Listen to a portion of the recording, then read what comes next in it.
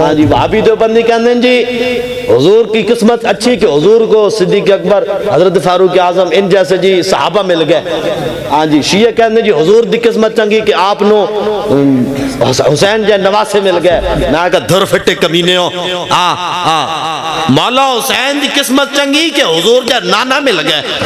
اور حضرت سیدنا صدیق اکبر فاروق اعظم عثمان غنی حیدر کرار آپ دی قسمت چنگی کہ آپ نو حضور جے آقا مل گئے.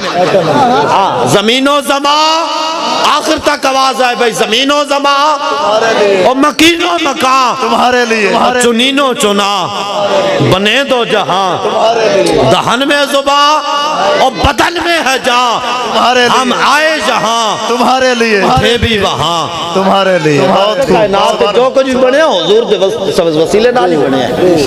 ہاں جنوں بھی عزت ملی اس نے رسول اللہ دے صدقے نال ملی. اسی اگر صحابہ نو بھی منیا تے حضور دے صدقے نال منیا. اسی اہل بیت نو بھی منیا تے حضور دے صدقے نال منیا. تے قیامت تک ایک اصول ہے. اقبال نے بھی گل کی تھی.